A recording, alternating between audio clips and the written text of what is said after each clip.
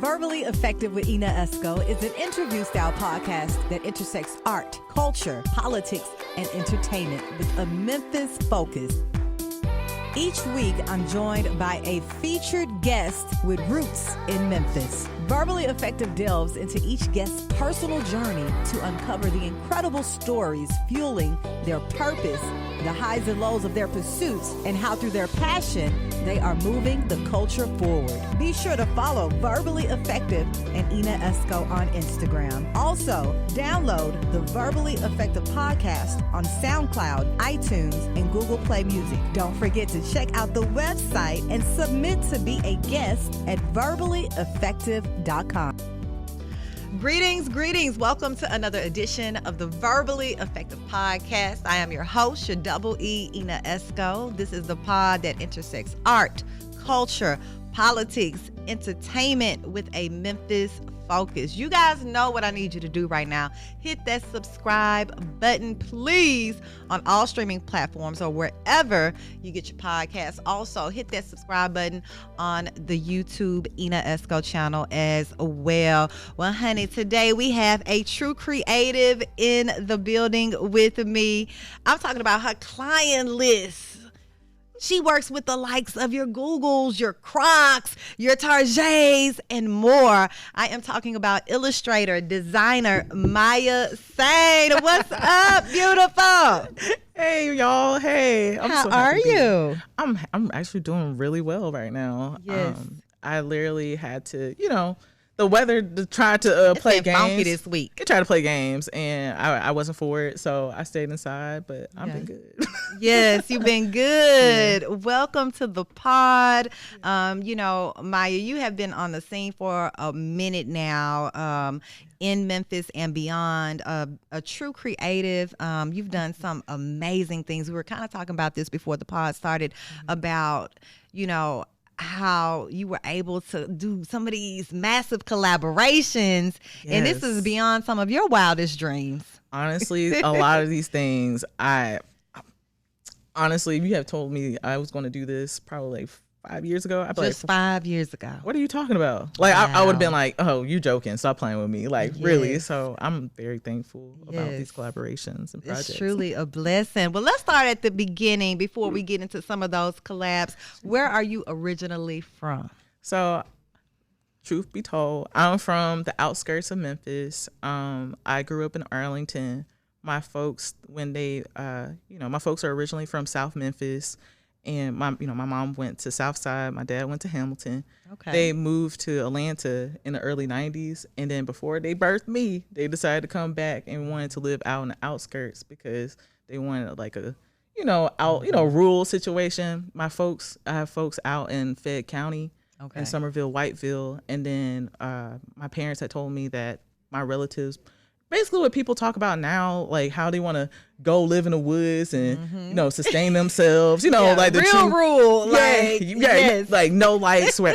So a lot of my family, they were living in South Memphis. They got together and they bought a bunch of land in Arlington. I love it. And so basically my folks all moved out there and they made gardens, and basically we were bartering with each other. Like my cousins had a ranch in, Somerville, Fayette County. So we were making jams, picking peas and doing that stuff. But also, my folks, we go to South Memphis and, Orange Mound, Whitehaven and stuff. Got my folks out there. So it was very juxtaposed, living out in the country, but also, back and forth, and then trying to go to school in Arlington, especially the way it developed. So it was so you've seen like all of the development happen. Oh yeah. You grew up with the development happening. I grew up with the development. From me and my sister, literally no sidewalks.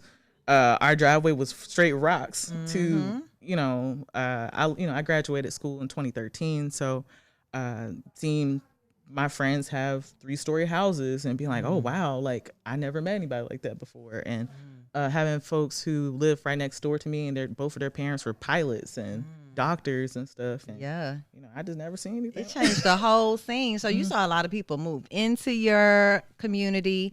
Yeah. Was everyone, I guess, when the changes started happening, even with your family unit, was everyone, welcomed to this new development?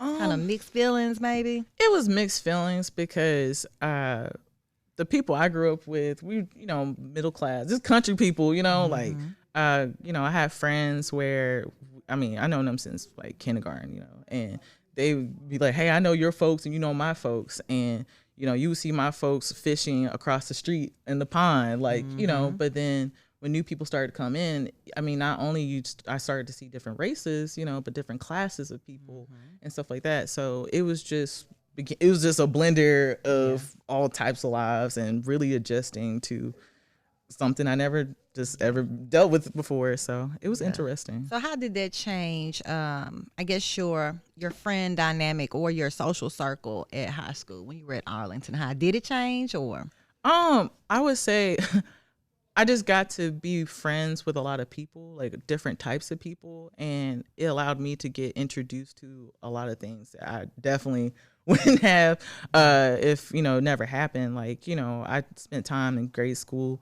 I was an ambassador for some people. Some of my friends would come in and they were immigrants or stuff like that, so they spoke fully Spanish, and I'll be like their translator for them. Or español. Yeah, actually in high school I took a couple of years. Hablo español.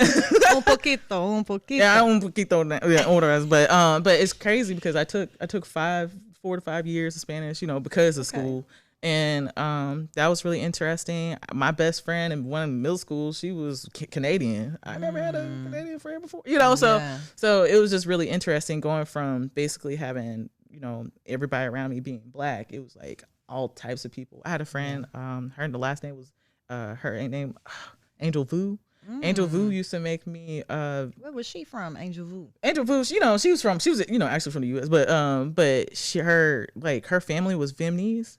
And she used to make boxes and stuff for me. Like, we used to hang out, and it was interesting. I'm being serious, because it was like, the stuff I used to see was, about other people was on TV. So to actually like get to meet people, get to talk to them and understand like how they actually lived and who they were as people, like it was just cool, But it was a big transition because, mind you, like I said, I grew up with folks from the country. We were farming, doing stuff like that. Mind you, I was just peeping in, like I wasn't doing that all the time. I was out in the city, but going from that to like having friends who like, they just live differently. And back then, early thousands, mid thousands, these folks were renting Hummer limos and stuff like that. And my mom be like, "That's your friend?" "Yeah, I guess so." They had that cheese, that Monty. They had something, So it was just cool. And for me, I think it was cool.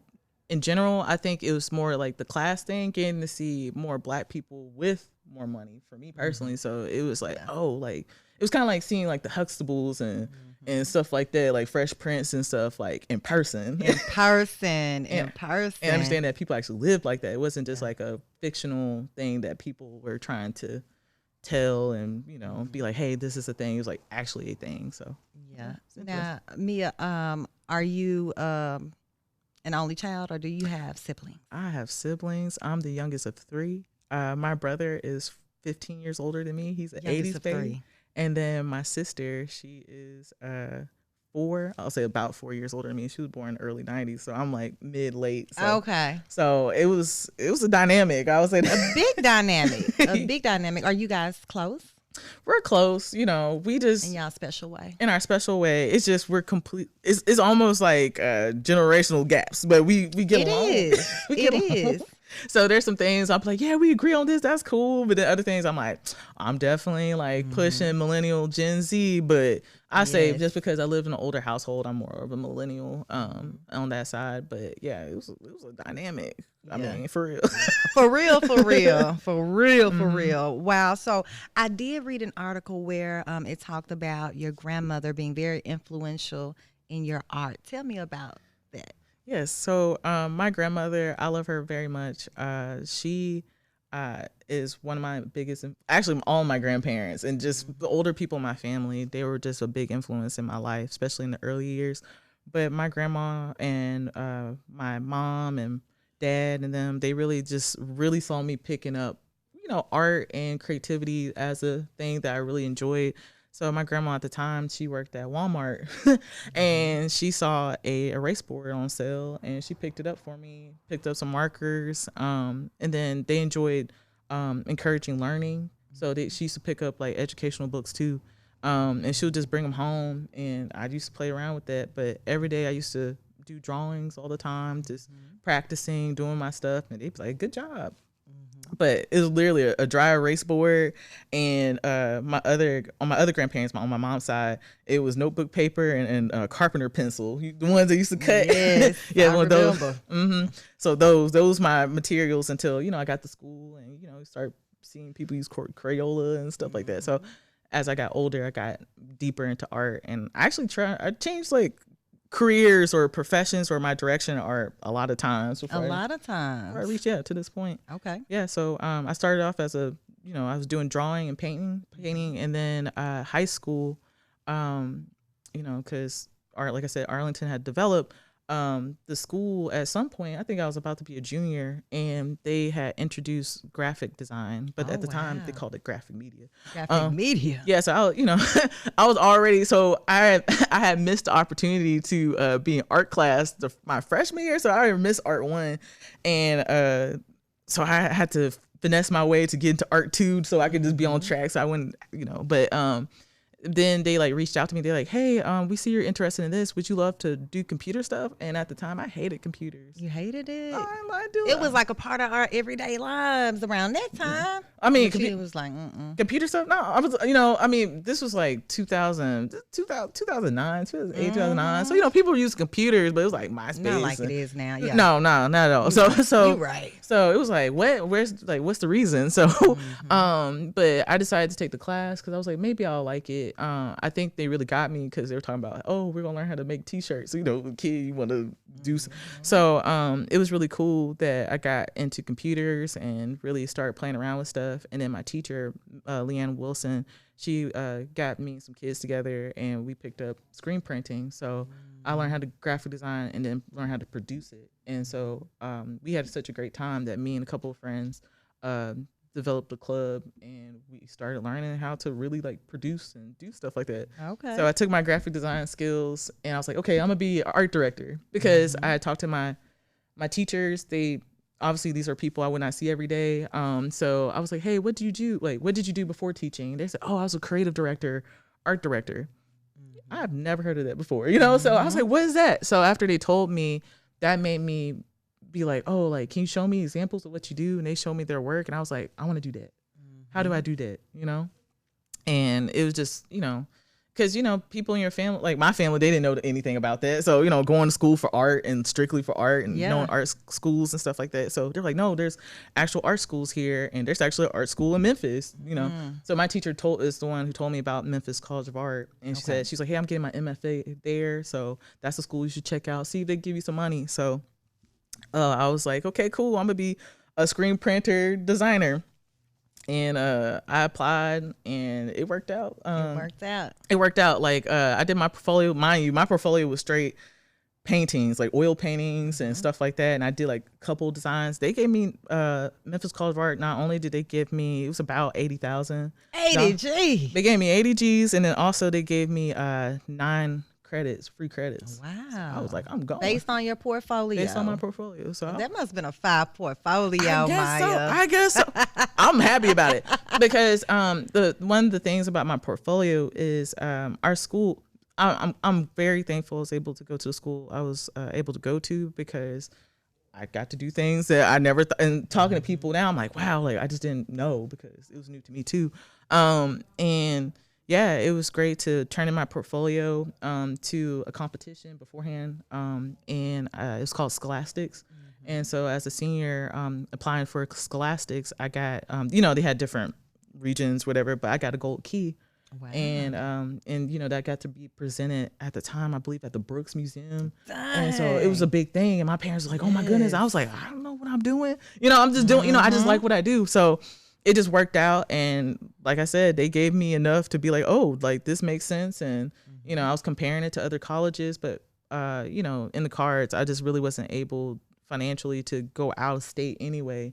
So like to go to a school to keep doing what I'm doing and not have to go to University of Memphis. That was cool for me. Cause I know, right? so yeah, it worked out, and I don't know. I'm just happy. It definitely worked out, Yeah, Maya. I'm happy because you went to Memphis College of Art, which is no longer open. How you feel about that? I'm sad. I'm just sad about it because I still believe, even though the school, and I feel like a lot of establishments have their own situations and issues that were going on, but the school, I think, really like exposed Memphis to a lot of talent that I don't think is present without it. A lot of my friends, good friends that I know now, I wouldn't have known them because we're on all different parts of Memphis anyway, and people stay in their neighborhood, so you just like, I wouldn't know you anyway. And then a lot of friends from out of town, a lot of my friends from who are doing fantastic here, by the way, they're not from Memphis. Like, they came here because of school, and so I got to know them. And some of them, I mean, I met them after they graduated, so it was just the fact that they went to the same school. Yeah, it was cool too. So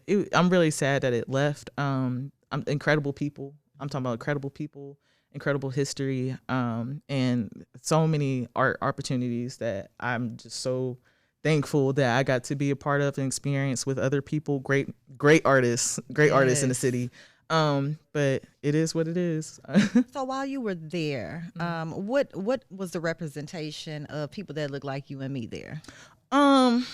It was given handful, but it was like, it was given handful. It was given handful, but it was like, it's like a rich dessert. You know what I'm saying? It was like very few, but all of us, the people that I got to meet, majority of them were talented. I'm talking about, it was just, y'all was like the creme de la creme. Yeah, it was just like, wow. And going to art school was better than going to a regular school and just taking art classes, because mind you, a lot of artists, when you grow up and go to grade school, they think, you're considered the artist. Everyone's like, oh, you the one that draws. So you grow up thinking like, yeah, I'm the one who can draw, you know what I'm saying? But then you go to a school, everybody can do the same thing. Everyone is talented. And so you're not special anymore. And I'm not saying that I was like, like Casita or anything, but it's just like, oh, everybody can do this, and people are better than you.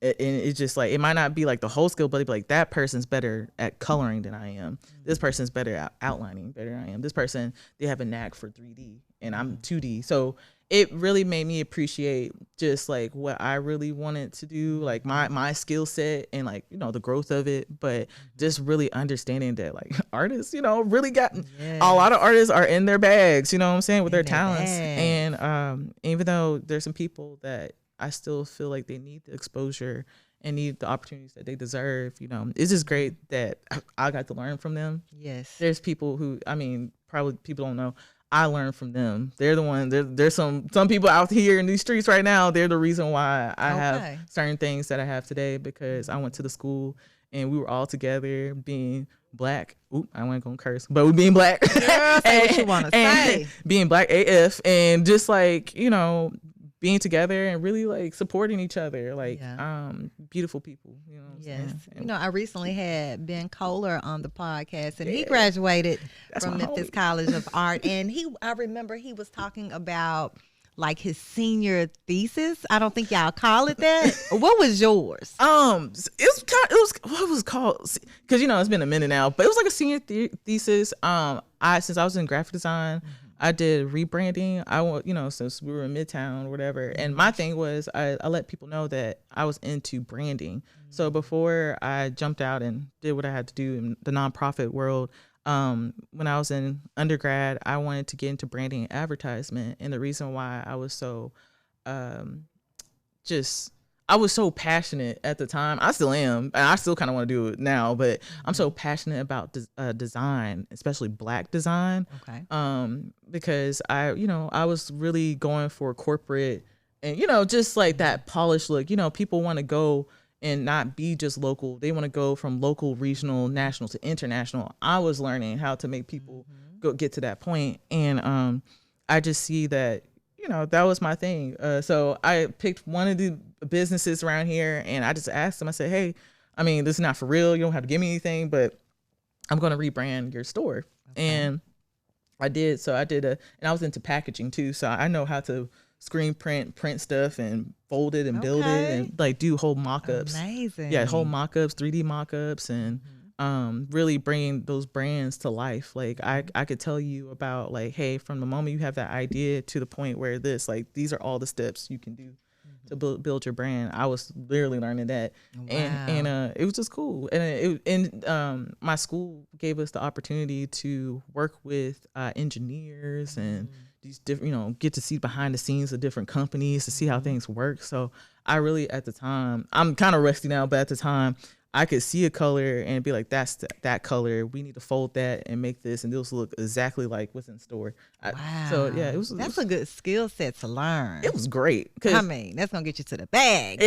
I mean, because you understand how things work business wise. I'll say design was a fantastic direction. I think everybody should at least look into design, especially design thinking, because you start to understand how not only do brands work, but how do they connect with people on a daily basis and connect with humans? You know what I'm saying? Like actually understanding the way that we think, the psychological side of things and business like aspect of things. So yeah, it's all intertwined. All intertwined. So it was a good thing. I'm glad I picked that up. And I'm still, and it was great because I just, like I said, I didn't like computers. So it was just great because I went from not liking to computers to people telling me, oh, Maya, you like one of the best in the game in Memphis. I'm like, what?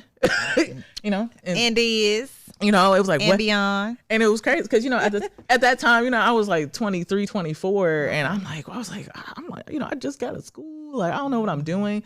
But, I really had to now even think about it. Like when I was in 22, like clearly 22, just graduated, I was working with like United Way. I was working with like the Civil Rights Museum. So that's immediately out of Memphis College of Art. Mm-hmm. Okay. I was working with this National Civil Rights Museum on the MLK 50th anniversary. Like I did one of their booklets and was doing a whole bunch of advertisement with them. I was just, I had different clients and because I started working in school. I started doing freelance in school. So because you got to get the bag. Because the thing is, get the bag. School was expensive, and people will laugh and be like, "Ha ha, I might have to hit the pole." You like, "Hey, I don't have that, so I don't have the qualifications for that." So we had to do something else. And so I decided to start freelance, and I put my teachers encouraged us to have an online presence. I did. My first client was a New York Times journalist, and that was amazing. I was like, I would not expect this because, like I said, my school introduced me to a website I never thought I was going to be on. So someone said, "Hey, I saw your work from here, so I want to hit you up." And then my second client, I don't know if I can say her name, but my second client was the songwriter and artist Kirby. Who's a fantastic person. But yeah, those were my two main clients. I just kind of sporadically picked up people, and it kind of just you did their branding. I helped them with different things. So like editorial design, with Kirby, it was more so at the time covers. Like she'll come to me and be like, "Hey, I need these covers now." I'm like, "I got you." You know what I'm saying? 'Cause I love music. So it just kind of, at that time I was really figuring out what I wanted to do. But by the time at the end of my school career, I was into branding and in advertisement. Okay. That was in my bag. But that has changed. If we fast forward to today, yes, no longer doing the brand design per se, but you are in a whole nother bag. Yes. As it relates to 2022. Yes. It's really interesting how from basically 2017 to now, my career just flipped. How did it flip? It just flipped because, okay, so basically during my time in the nonprofit world, I was doing my branding design. I had gotten into infographics. So I took this internship at International Paper. My friend told me about it. I was like, I'm not fit for that. But the great part of that is that I grew as a designer, but also I got into infographics. Tell us what infographics, the definition of infographics. So, I wish I knew the definition. But infographics per se, let's say you have a whole bunch of information written out, let's say like paragraphs. As a designer, I would read throughout all of that, and then I would basically highlight the main points of all of that information. And for each point, I would create like a visual graphic or something to represent it. So it might talk about percentages. It might talk about, the amounts of things, but it's more like a light, digestible, like visual, component that you can use to attract your audience and talk to your audience. So it was great going to making those, and then my friends being like, "You should draw your stuff." And I was so against it. I mean, I was Why? because at the time, design and designers had a very limited view of how we want to be seen. So we're like, I don't do that. Like, my purpose with my art is to, to solve problems. Like, if a person's trying to make this X amount of money, like, I'm trying to solve for that. I'm not trying to make things look cute. So it was Gotcha. so I had to break that down, and understand that everything didn't have to be on a grid and rigid and stuff like that, because I was used to logos. That's the thing. I'm used to making, like, obviously not great like Nike, but like, I'm making like simple stuff. So going from that to being like, hey, yeah, you should draw people and they should be wiggly and imperfect, completely opposite. So I just had to calm my brain down, not offensive, but being so defensive, like, this is who I am, and trying it out. And basically I just honestly hit a big go button. And got in your new bag. Got in my new bag. So late 2018, I had a person, they reached out because I was posting stuff on Instagram. They reached out to me and they were like, hey, we've been seeing your work. We love it. So, can you draw us? Mind you, I've never done anything like I didn't own an iPad. I didn't have a tablet to draw on, to do it digitally, none of that. So I just asked my friend, cause I used to live with 4 people. Okay. I used to live with 4 people in the art house. And I was living with 2 illustrators, and I was like, hey, y'all, I just picked up a commission that I've never done before. And I got a week to figure this out. Can y'all teach me? Help. Yeah. And they're like, hey, you can use my, my tablet, and hook it up to your computer. This is how you do things. And these are the stuff that you use. And let me know if you have any issues. And I did it. Was it easy to use? Like, you going straight into it? Something new? It was like a little learning curve. It was easy enough. Cause it was, because I had to lean back to the stuff I used to do. So I was like, okay, I can draw. So I did things by hand at the time. So I was drawing things out, and then my friend had to teach me how to scan stuff and start doing it digitally. So I did it though, and I made my little coins, because I didn't know how to price anything. So it was really low. Initially. It was real low. I mean, I told y'all, I can't even say it on air, but I did. It was about 10 illustrations, 15 illustrations, and I was so proud of them.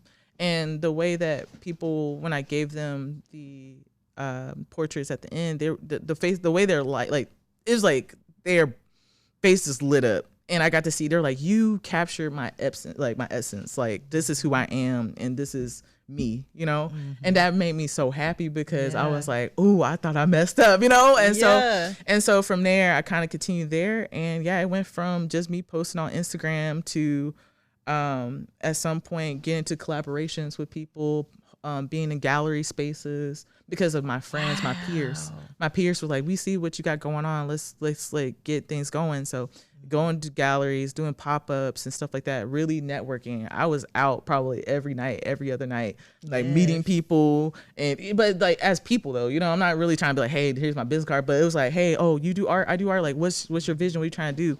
Met a lot of people, and it was just a great time to build. I think people consider that time the Black Renaissance, like the beginning of the Black Renaissance for Black creatives. And so I was around that time. I was young though. I was just fresh out of college, and I was hanging out. I was hanging out with some late 20, 30-year-olds, and they were telling me about what was going on and put me on game. So I was really thankful that I was around the people I was around, because they really influenced how I kind of handled my business right out of school. That's like you saying you didn't know how to price on that particular project. I bet you know how to price now. Yeah, I'm actually really good. I'm actually really good at negotiating and really figuring out prices now. Yeah. And I just tell people it's literally by experience. I don't want people to go through what I had to go through. Some people be so hateful, and they be like, I want this person to go through what I went through. No, what? No. So it's just like, I don't want you to. I mean, I'm gonna put it out there. I don't want anybody to do 10 pieces and be like, oh, $250. You know what I'm saying? I didn't. You know what I'm saying? Yeah, don't do that, please. Don't do that, because people will start out and they be like, well, I'm gonna do a portrait for $50. And then you got to start asking questions like, why is that $50? And people just think like, oh, well, I don't know if this person's gonna like it, so I'm gonna do it so low. No. You can't do that to yourself. So it's really, and I tell people all the time, if you have a skill or you have a specialty, figure out a way to package it, making it to where you can make it flexible. So if someone asks you for a portrait, instead of thinking they want just your face, whatever. Ask them if they want like their face all the way down to their waist. Then it can cost more. Or do they want a full body? That can cost more. Just start asking questions. Really start digging into your bag. So it took some years though, and I got messed up. You've been baptized by the fire, but sometimes that's a good thing. Oh yeah, that's definitely a good thing. I learned a lot about contracts. That was my big thing, and by the time when I started really picking that up, I was telling everybody about contracts because I've been through it. Yeah. I've been, you do the thing where you're doing business with friends or people y'all shake hands. We good, we friends. No longer. Do not. I don't care if someone, it's just because things change, people feel differently. So business is business. You need it in writing. I say all the time, you need it in writing, and you need to be just very direct about like what the expectations are from whoever. So it was just a wild ride just to really learn. I bet. Now, we talked about the community, how the art community looks back then. Even now, what does the Memphis art community look like? The art community right now is way different from, I'll say, a couple years ago. Definitely, I'll say it's young. It's animated. It's like very energetic. And there's a lot of people out here with a lot of good ideas, fantastic ideas, and just the connections. And people are very innovative. Yeah, I'll say at a certain time, people don't know that like before I jumped into doing freelance and really jumping into the creative art scene, I was in job positions and working with people that I was dealing with people like board members and VPs and stuff like that. So my brain come from my design experience. I was working with people who top tier and these people, and understanding how their brain works and how they were like hiring artists and what they were doing. So I just was in those rooms and I really picked up. So by the time I got into the freelance situation, I really understood what people were looking for. And so while working with other artists, we would just collaborate on ideas, but then on my part, I would try to educate them, be like, hey, well, at my old job, this is what their budget would be. So like, let's figure out how to do your stuff. So if you work with someone like this, how you get more money off. So it was really going back and forth and really understanding the needs on everyone's side and just navigating that. But it was an interesting time just to be around and just understanding game and giving game to people. It was just really cool. And that's amazing that, you're willing to give the game. Some people hold on to their game. You don't have to hold on to game. The thing is like if you, number one, usually if you figure out what your thing is, like your niche per se, or what makes you do what you do so great, you don't have to worry about that. Because if you're doing the thing that you got and it's original and it's you already have your own lane. So whatever that person's doing, it's not even going to affect you because that's their thing and they develop the way they do and people reaching out to them because of whatever they got going on. You should build your brand and whatever product you're doing, whatever you're doing, it needs to be built in a way that is sustainable regardless who's in the room. Yeah. And I'm sure the artists here in Memphis appreciate, your guidance. Yeah, I never sugarcoat. I never tell people. I never felt like, I need to withhold information because what good is that gonna do me? You know what I'm saying? Because to me, at the end of the day, this is just me personally. I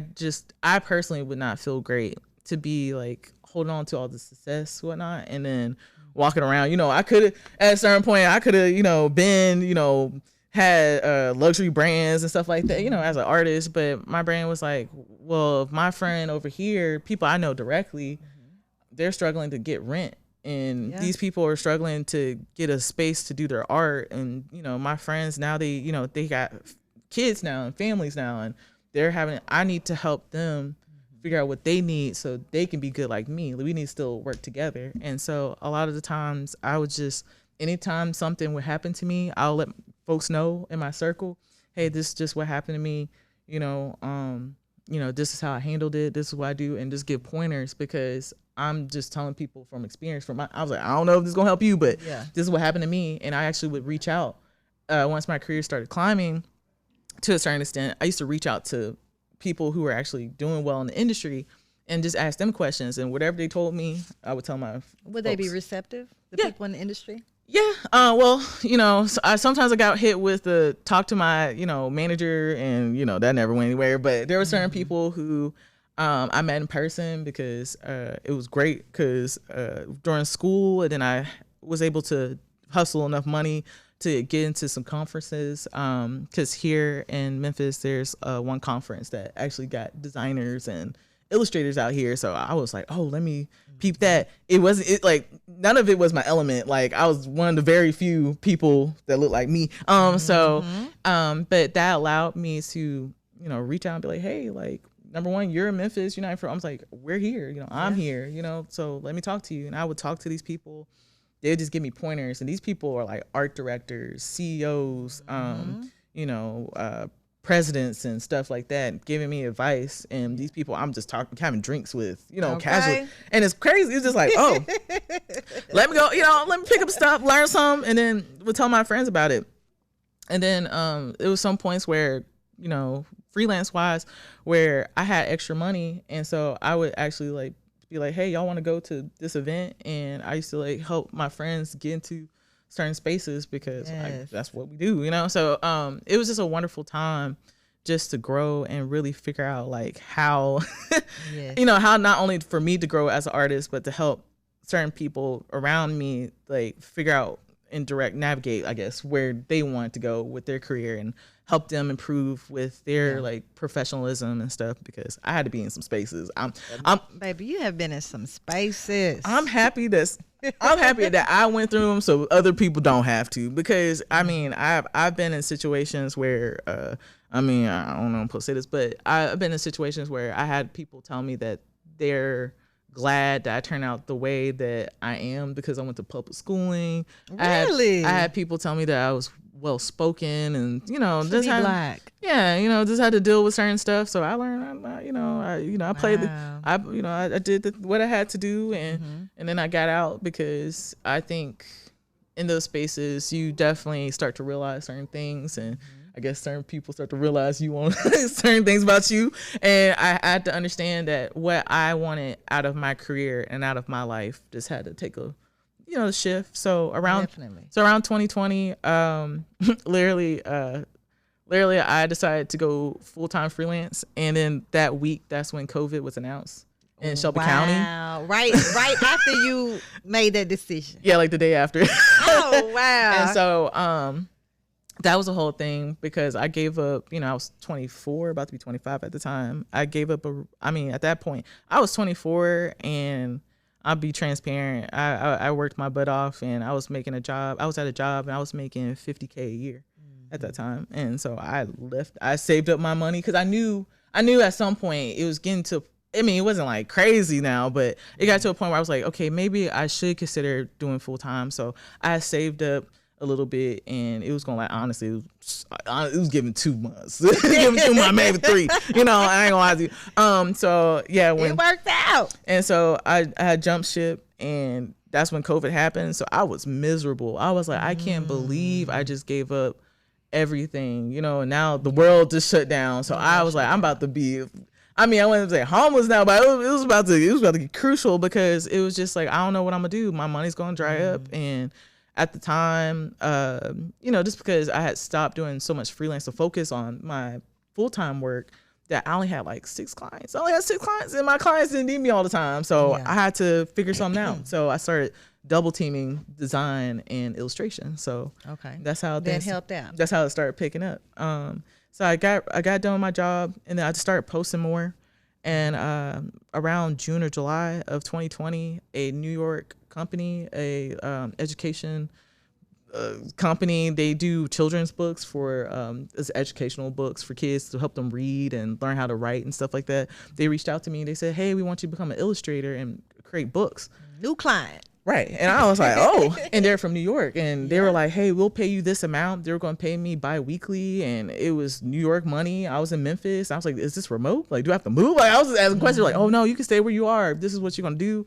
And they were so nice. They gave me equipment. So I got equipment I never had before. So I was So it was just again a learning curve, getting pushed into your bag. It so all worked out. it was it's really interesting. So and I did that for a year, and then from there I just started picking up work. So I was working for writing, illustrating these books. Mind you, I only could draw one person at the time. Like it would take 8 hours to draw a person. So these people were like, we want you to draw a book. I'm talking about background. With a lot of people. Well, a lot of people. And I'm like sweating. I was like, I don't know how I'm gonna do this. And but see, you had more time because you had let that job go. It was time to get in your bag, your new bag. It was 2020, so it was had nothing but time. You know, nothing but time. So, but yeah, so I told him, I said, hey, this is my skill level. If y'all are willing to work with me, like I'll you were learn. fully transparent with them. Yeah, I was like, if you're willing to work with me, like I can do this. You know, I can do this. I believe I could do this, but it's gonna take me some time. And they said, yeah, no, we believe in you. And so it really this entire time has been people seeing what I can do and me talking to them and them believing in me. And I'm so thankful. So during that time, yeah, I started working with them. That was fantastic. I got a friend or so on. And we started working together. So so the second half of 2020 was surprisingly okay because New York held me down, held me down. Yeah. So, and then it was crazy because around October or so, it was after what happened? No, me and my friend reached out. I did a like an illustration, and then we did a collaboration on it, and I posted it, and it went viral. It was crazy, and I was not expecting it. And so that happened, and then this other company reached out and was like, hey, we saw your design for this because I did a shirt that said let me run, because at the time I was getting back into, you know, I have some conditions going on, so I was getting back into exercising because it was a pandemic, and I was running every day. Some things happened, and a person who looked very similar to us, you know, got killed for just being in the neighborhood, and I felt passionate, did that, and people it picked up. But I didn't want people to think like, you know, I was trying to monetize from that person. It was just like I felt so passionate because it was like, why are we not allowed to do anything? You know, just simply because being black, you know, it was crazy. So I started doing more vocal art, and it started getting viral. And so around October ish, that's when my first big client just came out of nowhere. And I walked around the house for 20 minutes, and I was like, is this spam, bro? Like, is this a scam? And my roommate was reading at the time, like, nah, bro, that's real. That's real. And so my first big client was Tabasco, and was it Viacom, I think? Yeah, they had reached big media. Yeah, they had reached out to me. They were like, hey, we want you to do illustrations of these black culinary stars. And I was like, that's crazy, so I did that, and it just kind of went on from there. Wow, that is just phenomenal. Just listening to how your story unfolded. Really, once you took the leap to believe in yourself, and you having the audacity and the nerve to put your stuff out there on social media, and look how it went viral. It went viral because I told about people like, how did you do it? I'm like, even like I said, like I have branding and advertising experience. The way that my career went off really did not go.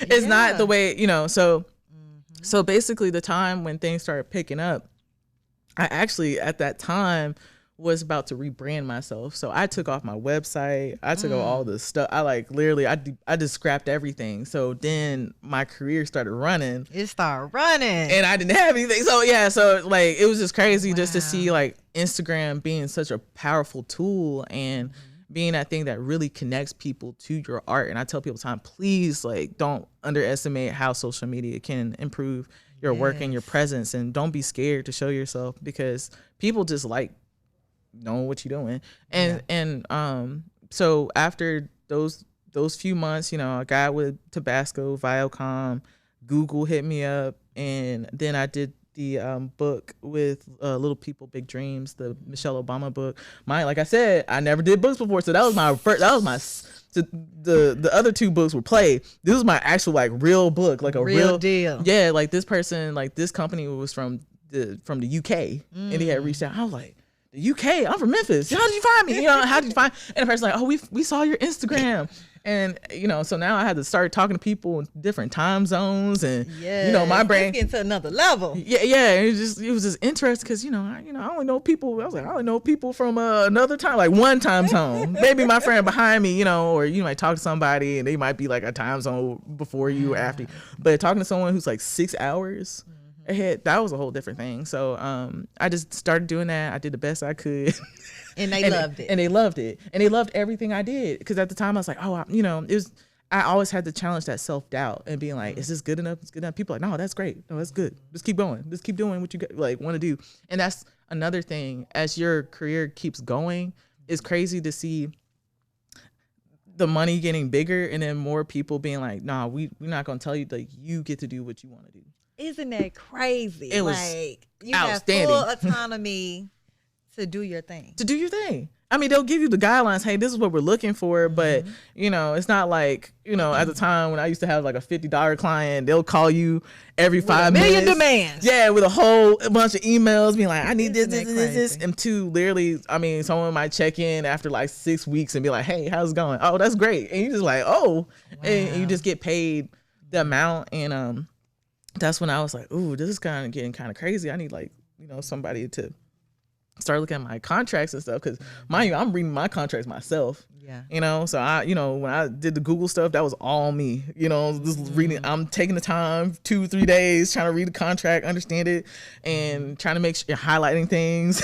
Yeah. Because I never done it before. I didn't want to get messed up. You know what I'm saying? Get in a predicament where like I don't have ownership of my art or like stuff like that. So that was a big learning curve. So it was wonderful around February of 2021, agency, Anna Goodson, illustration agency, they had reached out to me. They're from Quebec. They're from Canada. Really? They're from Canada. I was like, how did you find me? So they had reached out to me. They had DM'd me on Instagram. They're like, hey, we love your work. You should join us, And I was like, oh, like number one, I'm like, are you real? Like, again, are you real? Like, let me Google Anna Goodson. Yeah, Googling and trying to figure out if this is not a scam. And no, they were legit. And so like, yeah, let us know. Like, we do this. And I interviewed with them and it worked out. And so after I signed with them, it was crazy because both of us, people all ask me all the time, like, did your agency help you get, I was like, yeah, they did. But at the same time, I had already established my career to a certain point where I was starting to already pick up certain clients. So at that time when I had met my agents, it was just wonderful because now both of us was pulling clients. And so that's when things started to really pick up. Do you think that was the most appealing thing about the Anna Goodson agency, was the way that you both could get the clients in, or what was the big factor? The big factor, I just needed someone to handle legal stuff. And like, the thing is, I like reading my contracts. I'll actually read my contracts. I actually spent time reading the IRS page and understanding like how freelance works. So it was great to have someone with a little bit more experience to check things and actually like, be able to talk to about. And then also with them pricing. I mean, at the time I used to have 4 books about pricing and I used to guess. And I have this person like, oh no, like this is how much this goes for. Like, I've been doing this for 25 years. They know the industry standards. Yeah, they've been doing stuff for almost 30 years. So they were just like, hey, this is the general, like this is how much this costs, this is how much this goes for. You know what I'm saying? And that was cool because they got me connected with other illustrators. So I'm like I'm just fact checking and really understanding how the industry works. But working with them, the plus side was just legal stuff, having someone really advocating, being like, okay, like we see that you're doing this, maybe you need to try this, or maybe you should think about doing this for your social media, just like. So they're pushing you as well. Yeah, because, I don't, like I said, I don't like doing vocal stuff like this. And, but they're like, hey, no, like, you should really get yourself out there and let people like get to know you as a person beyond just your art. So I was like, okay, cool, and so that's been really nice. And just like taking opportunities to like try different things. So I'll ask them all the time, like children's books. I was like, hey, is it cool if I do something else? Yeah, like what are you interested in? I'm interested in doing this. So we'll get together. I'm like, these are the type, I used to tell them like, these are the type of clients that I want to work for. Like I used to pull brands and let them know like, this is, I used to do this. This is what I want to do. I want to do something adjacent. So it was cool. Like, I mean, this was before the agency, but like I told them about, I did a collaboration with this brand called Allbird, and I had a whole custom shoe that was a sustainable shoe. in a apparel. So I was like, hey, like I did this, but like I had the opportunity to like create a shoe in a athletic collection, and I really want to do stuff like this, like more product stuff, more marketing, branding stuff. They're like, okay, bet. So you kind of dipping back into your original. Yeah. So I meshing everything together. Meshing it together because I was missing it because it's just the illustration industry. I don't know. I just like it for some reason because you don't have to really. To me personal in my journey, I don't have to really deal with the production part more so like I used to. So, but I want people to know that I'm able to do it because, you know, it just, I would say not less common, but it's not as common for an illustrator to have some design background situation. So when you're able to say, hey, I did branding and stuff and I know how these files work, then people are like, oh, if you can do that, then let's start doing cool stuff. Like people, it actually opens a whole brand new thing because people are like, okay, if you understand these files, let's try this. Let's try a pop-up book with like flaps and stuff because you understand how it works. So it really worked you out. out here working these Kanye deals out and stuff, doing better deals than Ye. Yeah. I'm dead. Nah. She said we ain't gonna go there. We are not gonna go there. But you know what I love as well, that you're still keeping the social issues in the front lines with your work too. Why is that so important to you? To me, people matter. Like that's the thing. I think and the more I'm exposed to different things now, I just understand that a lot of people live different lives. People show up differently. People have different backgrounds. I'm talking about so many little things. So there's so much variety that I think storytelling really just became a focus, especially because, you know, Memphis too. You know, I just feel like people always have an idea or make assumptions about like a certain group of people or a certain person. But the thing is, it's like you actually don't know that person until you actually get to know them, you know, and you actually don't know the reason why they look a certain way or why they listen to a certain type of thing or talk to certain people. You don't know anything about people. Right, you know? I don't know. And so I just really wanted to focus on representation and really sharing like real authentic narratives about people. Like you might hear someone talk a certain way, like this made me so sad. I met someone the other month and it made me sad because they thought because they sounded a certain way that they were too hood to reach a certain point. And I was like, nah, like I don't want, like, I'm like, you can sound like that and be the most educated person in that room and you be able to talk about it way better than a lot of people that you might think speak proper and know some quote unquote, like, nah, you know, and you just really breaking down these barriers, you know, and that's my importance. I care about people. I want people to understand what's going on. I want people to just be more understanding of people and just being fair, if that makes sense. It makes a lot of sense. Just get rid of the whole I know everything. Yes. You don't know everything. I don't know everything, you know. I'm still learning. So I just use my art as a learning opportunity. I'll say recently with my work, I started to do a different process because I just met someone recently who's colorblind. And they told me how they see work. And I said, hey, can you like show me how you see things usually? And they kind of like changed things from color to black and white. And that made me wonder if my colors showed up differently enough for them. And so I was like, hey, how does this turn out to you? And we just kind of had a brief conversation. So I was like, hey, let me do this differently so you can enjoy my images just like how the people who can see color. Wow. Because people say like my work is vibrant. And I was like, well, to this person who's colorblind, they won't be able to see that. So how can I make this vibrant in a different way for this person? Or how can these people experience my work and they're, you know, and they have their own way of, you know, experiencing this in a way. So I'm just trying. That's interesting. I'm trying to figure it out. Yes, you are definitely figuring it out, Mia Saine. Yes. Repeat after me. Okay. Amen. Say mine. Amen. Say mine. Come on with it. Come on. Yeah. As a Black woman, I know that you have gone through some things in this art world, right? Yeah, no, it's been interesting. It's been interesting. This is a moment of transparency between you and I. Tell me about one of those experiences where, you know, and you kind of mentioned it talking through your journey about being a Black woman, someone that looks like you, getting this type of work. Your most interesting, I guess, experience with a collaborator. You don't have to mention a collaborator, but just making them see you for who you are. Oh, let me think about this. I would say first off, it's been interesting because just me as an individual, I've transitioned myself. Yeah. Like I have gone through some reformation. So, for example, I've turned out. I came out as like non-binary and like. I've done certain things where I've been playing around with like my pronouns. We'll get into that later, you know what I'm saying? But, I've talked to clients before, I'll say high level, just had to really have people kind of understand where I'm coming from as like as a black queer artist too. And like really having people understand like, hey, these are the things that I really care about. Like we can't dismiss these topics or we can't dismiss like who we're doing this for. I had a situation, I was doing a collaboration recently and it was interesting because I'm trying to see how much I'm supposed to be giving. Give. So I was working on this collaboration and it was dealing with health stuff and I was working with a client who I deeply respect and I was really trying to make sure that I understood what their idea of this collaboration was going to be because they were working with we're like a 3-4 person team, you know what I'm saying? So me as an individual working with 3 other entities, trying to make things work. Sometimes you just have to understand that some people are just very busy.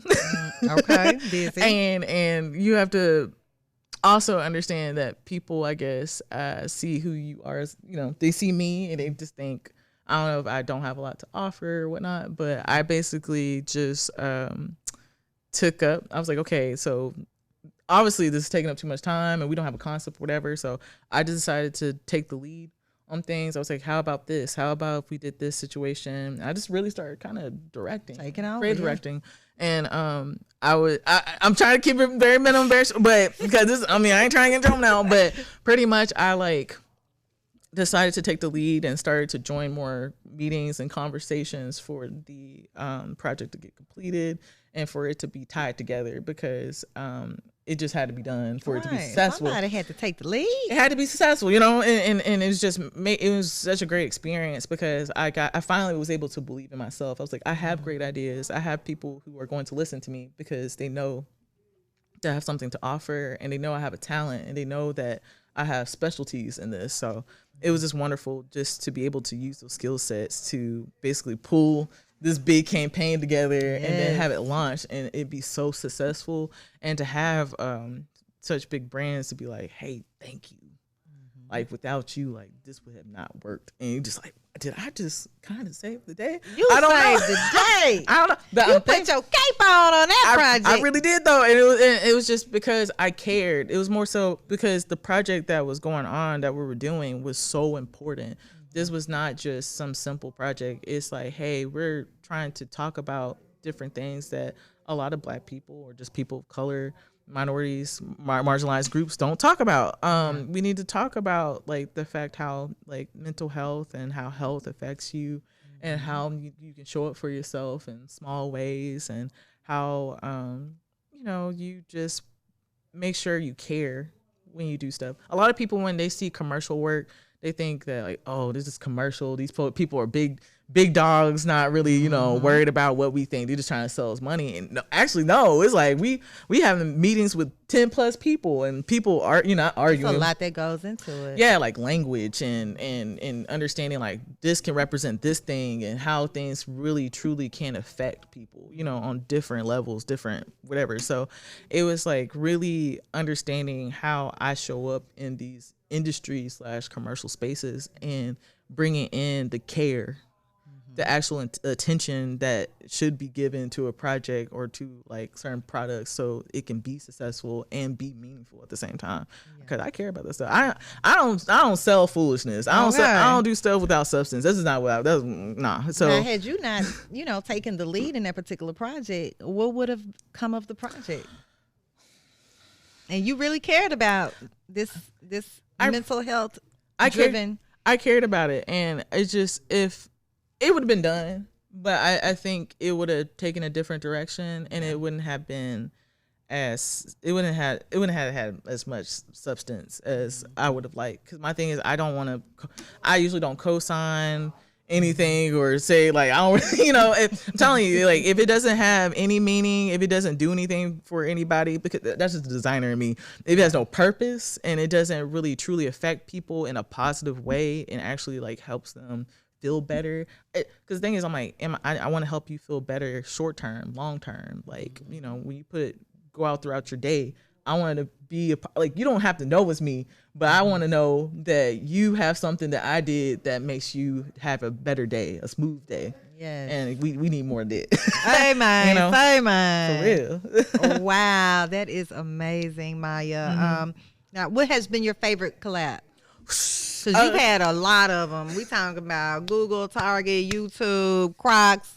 Skittles. I worked with Meta. Yeah, it's been a lot. It's been a nice ride. Some people have been probably mad. I don't even mention. I was trying to remember. But I'll say my favorite one would have to be the Target situation that's happening right now and the Skittles campaign that happened earlier this year, because those more so, like, I'm sharing more of myself with people. So during my Skittles campaign, it was fun because I had told people, my stance on things, but really to like to come out on a national campaign, that's kind of crazy. I ain't gonna lie to you. So it was just it was really funny to share with people, like, hey, this is who I am as a person. I'm proud of who I am. This is my story. These are the people I love, the people that I respect so much, the people who help me thrive in my daily, day-to-day basis, and who inspired me to be a better person. Yes. Like, this is what we about, you know what I'm saying? Okay. And then having other artists be the same way. And I got to meet other artists. So it was really cool sharing myself and getting to see how that really inspired people, for people like, you know what? Yeah, I've been, that's me. You know what I'm saying? So if you did it, I can do it. Definitely. I want people, every time they see me, I want them to know that they can do it too. And, yes. And they don't have to be like some cookie cutter person. They don't have to be looking like someone off of Instagram. And a lot of people think that. And you have doing these little TikTok dances, trying to go viral, breaking ankles and stuff, trying to do stuff. These 16, 17-year-olds doing. You don't have to do all that. The new challenge. Yeah, you don't have to do all these new challenges. Like, you really can be yourself, be interested in certain things, love what you love, and just tell people about it. Be who you are and just tell people about it, and people just enjoy it. Yes. The thing is, yes, you need to figure out things that you like and stuff like that. Yes, make sure you're being culturally correct, politically correct, in its own way. Just figure out what's not too crazy. I don't say like make yourself palatable. Like, I'm not for being palatable. Like, I don't no, like, that's not my thing. But it's just like really just owning who you are as a person, and understanding that you are allowed to grow. You're allowed to be in front of other people and let people know, like, hey, I am growing. You are coming with me as I become a different person. Let go. For not only for myself, for my loved ones, and for y'all. Like, y'all seen this firsthand. And that's just been a thing. And then with Target, it was great because they reached out last year, so I had to keep this a secret for basically a whole year. Really? And it was crazy because the only thing they asked, they had no requirements. All they said, it had to be holiday related, and they would love for us to share something that was important to us. So I kind of took loose inspiration to number one, to get back, talking with my family, because COVID kind of got people to themselves and stuff. So I used to be like, hey mom, can you pull out some like Christmas pictures and holiday pictures, and and I used those things to loosely inspire like what my collection was. But it was cool being like, hey, this bag where you see this older person with these two children cooking, whatever, that's actually inspired by my grandma, the one who inspired me to draw. And she was a baker, and she used to actually bake for I think it was for Booker T. Washington, I'm sure, back in the day, back in like the 60s or like one of those, So I was like, she's the one who did it, so I want to do that for her, you know what I'm saying? Because my grandma now, she has dementia, so but I'm like, hey, I just want to show my gratitude for certain things. And yeah, it's I just, took a look at the collection for Target. It's really nice. It's amazing. it was fun. It was real fun. It looked like you had some fun with this. Yeah, because it really was inspired by people I love, and I wanted to tell stories of other people, but I really took this.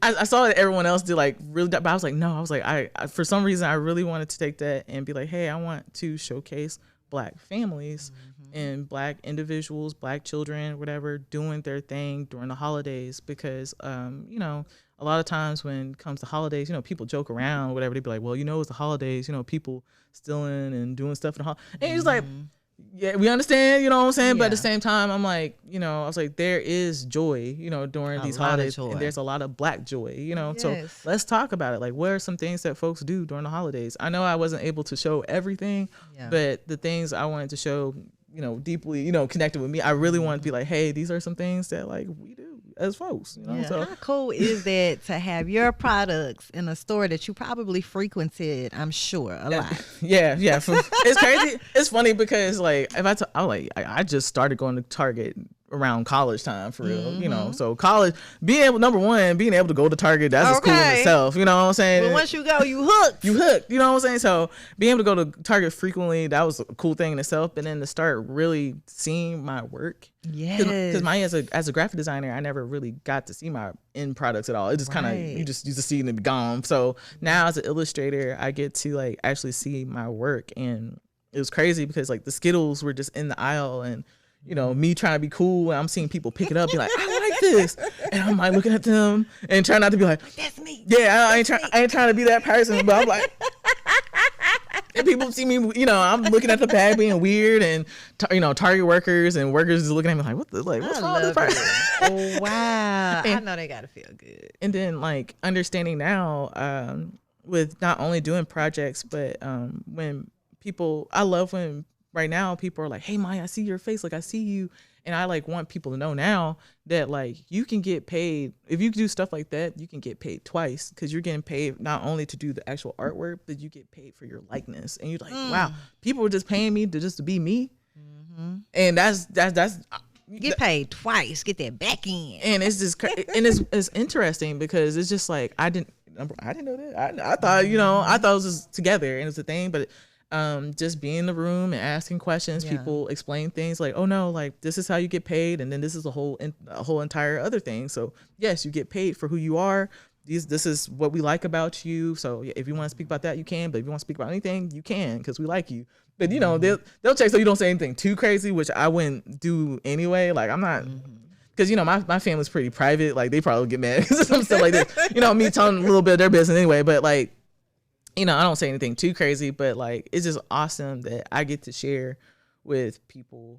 I'm really want to talk to, like, my folks in Memphis. But I'm talking to everybody, because I had someone recently from Brazil being like, I love your stuff. Wow. Brazil? They are following your journey. I'm like, Brazil? Like, Japan? Like, what? Yes. And it's just I can't believe I'm telling you, I believe. Don't it feel good inside? It's incredible. It's okay. It feels good inside. At first, it was like anxiety. I can understand that too. It was anxiety. I can understand the anxiety piece. Because it's just like, wow, like I because again, like you have this idea of what you want in life, but then when it exceeds that, you're like abundantly. Yeah, you just like think big. Think big. like you know what I'm saying? Yeah, like for real, because it's just like you gotta start thinking big, and you're like, how much healing? Everybody can relate to that. Yeah, because it's like, you're like, you want me to add some helium to this whole thought process I had? So it's like you having to get beyond yourself. So that takes a lot of work. So I tell people all the time when stuff like this happen, once you start making money and like you start seeing like money increase or dramatic things happen in your life, get therapy. That's what I did immediately when I got when I picked up my first few jobs. I immediately got therapy. I was like, yo, I know I won't be able to handle this. So my therapist and my loved ones, I wouldn't say I was getting, but it was like, imposter syndrome, yes. And be like, I don't know if I'm the right person, like I don't know, and it's like, no, you are the person. Like they're coming for you. For real. You have to remember that, and really owning that, and you have to really mentally have to get yourself in that momentum. Like, this is what I'm doing. People love what I do. I'm doing this because of these reasons. These are good reasons, positive reasons, reasons that are not selfish. That's the thing. I don't want to be selfish. And just be a good person. Yeah. And I ask people all the time in the industry, what's the best thing that people can learn or do as they keep growing in their profession, and just whoever, what their goals are. And they're like, just be a cool, good person. Yeah. It sounds so simple. And it's not. I found out it's not, especially it's not for some people. But yeah, therapy helped me with that. Therapy helped me deal with dynamics, when people, when you're like going through stuff and you're growing, whatever. Some people, they're at where they're at in their journey, and so things change, and having to mentally get help for that, like. There's some things that you never thought would happen, and it did. So you're just like, wow, I never thought that. So you just have to be mentally prepared. I say it's a mental game. Yeah, it really is. It really is. Mm-hmm. It really is. And I'm so glad that you're out here sharing your journey with the good people. No problem. I know a lot of people are getting to know Maya more right now. Yeah. Let's talk about your shirt, because I want to know. Yeah. What was the inspiration with this shirt you got on today? Oh, yeah. No, I didn't make this shirt, but I'm a real big fan of music and just in general, like hip hop, rap. And also I'm a big graffiti person. So there was an artist previously who had passed within the last year or so, MF Doom. MF Doom, mind you, like growing, like I told you, I grew up and I realized I'm very creative. I'm a little different. I have my interests and certain things that people, in the Black community, when I was growing up, you would have been laughed at. People, like started checking you, roasting you. So, so being on the internet and, finding your people or finding, creatives, other creatives that really inspire you. MF Doom, he obviously didn't know me, but like he was a dude I found on the internet, and he was making some crazy beats, and he representing. He made a name for himself. I mean, a lot of people. MF Doom is definitely like a legend. I heard of MF Doom. I love him. Yeah. And it's just like so a lot of times when I'm doing my work, I'm listening to music. So he's one of the people I'm like one of the people I'm really listening to. But no, like he the man. He one of my people. He one of my people. Now you said when you do your art, you listen to a lot of music other than MF Doom. Give me 2 more artists you listen to. 2 other artists. Like real bad. Oh, real bad. Ooh. I'm like, my taste is out there. So okay, it's good. So I'll say one of the people I really listen to. Ooh, I'm like, do I name another rapper? Do I keep going? Because I really listen. So one of the people I really listen to, I'll say alternative R&B wise. I'm going that route. Okay. I listened to a person, recently I've been hooked on this person named Tempest. She's really dope. She has a few songs right now. She gives me kind of like SZA vibes, I just love it. And so I really dig into new music. So I'm always digging, figuring out some new people. Baby Mother. She's her name, she's a rapper from Chattanooga. Okay. And she just recently moved to Atlanta. She's really dope. Mother. She got that sound. And then I know it's just a bit too, but let me get that one. A third person I really listen to is I'm trying to think. It's all over the place, y'all. I bet that playlist is very colorful. It's colorful. Oh, because like when the Spotify rap happened, they said, "Why did you listen to 98 genres?" I don't know. Because I wanted to. Yeah. And then another person I listen to, which is going to be kind of not off there, but I kind of recently got into black rock, like alternative rock. So there's an older band called Bad Brains. Bad Brains. They're actually a black punk gotta check rapper. them out. There's different, it's different now. So it's just like, but it's dope because I like listening to black music all over the spectrum. People think that black people just do certain things, and that is not the case. I'm listening to opera. I'm going to instrumentals. I'm going to people living in Japan, and now they making Japanese black jazz, and it's really cool. There. It's cool. Like you just understand that blackness is limitless, and I want people to know that. I listen to One person I do listen to, like, no doubt, I listen to Duke Deuce a lot. My friend, you could juke. no, I can't juke like that. I try. When you start adding my friends started to like really get me into it. I can't slide and do all the gliding like. But we could just do it a little quick. Yeah. Like, and they just start pointing their feet like that, and they start. You got it down. And they start going at. I can't do the footwork part fast, so that's just. Come on, Maya. We need to collab with some juckers. Oh, that'd be. I have a friend named Charlie. Charlie juking. Yeah, Charlie juke her soul off. So I need to learn from her. But no, like I would love to learn how to juke. But Duke Deuce, but Duke Deuce also and his artist Glockiana. That's my Memphis whole. Those two right now. Those are my two favorite artists right now from Memphis. I know there's a lot of what I real saw game him post her Glock. Yeah, she's Glockiana. She's a 15-year-old rapper. It's fantastic. I just someone randomly posted her. I said, what? Yeah. And I love that hunger. I love that young energy, and it's just crazy just to see someone like that at such a young age, literally just gliding with their gift.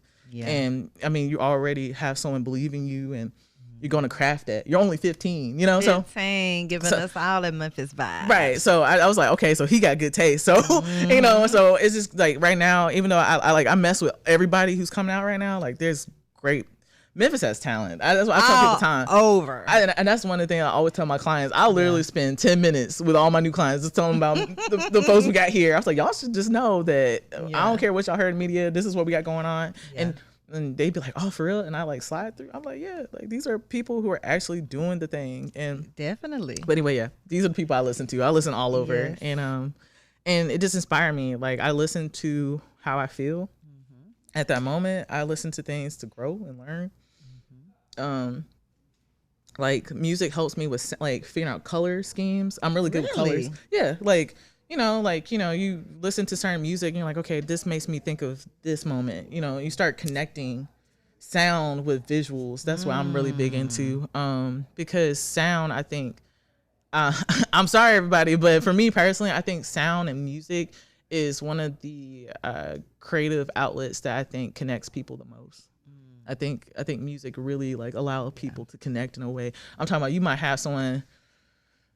What was it? I was at a party, me knowing me, and then I'm connecting with someone who probably made like 6-7 figures, and we both can sing the same lyrics. You know what I'm saying? Okay. That's not, you know what I'm saying. So that's it's just how I go. So it's just like listening to those songs and listening to those different vibes really influenced me and helps me just understand the kind of interaction I want people with my music. So when people say like my music is bright, whatever, it's funny because sometimes I might be listening to rock music, sometimes I'm listening to gangster rap or alternative rap, or I'm listening to vaporwave and all these different really creative channels of sound. Yeah, so wow.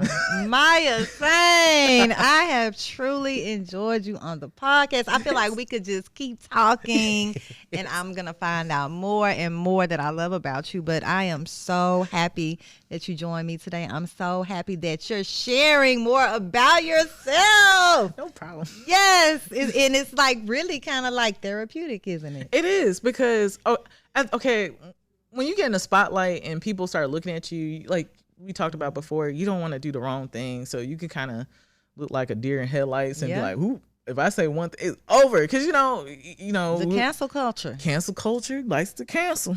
Yes, they canceling. They cancel fast. Anyway, so it's just like after I kind of realized, I'm like, actually, number one, I just know myself and I know I'm not going to say anything too crazy or problematic in the first place.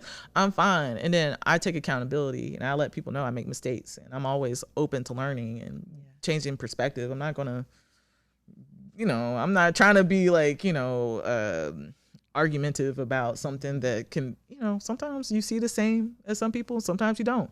And you can agree, as long as it's not problematic and hurting people and causing any harm, like real harm or anything. Like, I don't mind having a conversation and growing and being wrong sometimes. It's fine. So, yes. Yeah. Well, thank you for blessing me with your first podcast appearance on Verbally Effective. A lot of things that you've mentioned about Memphis is truly why I started Verbally Effective, because I want people to know about these amazing Memphians. Memphis is a true gem around here. A real gem. And people need to know about it. People need to know about it. I'm talking about internationally need to know about it. Yes, that is so true. Now, tell the Verbally Effective audience how they can continue to follow your amazing journey, Mia Saine. Oh, no problem. Y'all can follow me on social media, on Instagram, Facebook, TikTok. I'm like y'all. You remember Black Twitter was doing the whole funeral thing for Twitter? I'm kind of so Twitter is not in the casket right now, but they in the funeral home for me. So you can add me on there if you want to, but add me at Hey Hey Mia Saine MiaSaine and Hey Mia Saine, just all the platforms. So follow me there. Check her out, because I feel like there's going to be more amazing news about her journey coming on out. And we have truly enjoyed listening to your journey today. Like I said, I could go on and on, but honey, for the sake of time, we're going to have to just put an in it right here. We can always do a part 2. We can always do. I can always come back. You know what? We can always do some on location stuff, but maybe surrounding one of your projects, and we can get to see how you do what you do, and the music playing, and we start juking. Well, anything. Don't tell it. Man, we're going to have a barbecue, have a friend with a barbecue, start dancing. Oh yeah, we can do whatever. Yes. But, no, I'm down because cool. Because anything, I want to be connected. I want to be around folks, good people. And show Memphis. Like, Mia Saine, repping Memphis to the max, illustrator, designer. She got all the coolest clients in the world. Please continue to follow her journey. And I want to thank you all for checking out the Verbally Effective podcast again. Please subscribe on all streaming platforms and hit that subscribe button on that Ina Esco YouTube channel as well. Happy holidays. Go to Target. Happy holidays, y'all. Yeah, go to Target. And get Mia Saine products out there. Yes, but before the 31st too, please. Before the 31st. Okay. Bye, y'all. All right. Bye, y'all.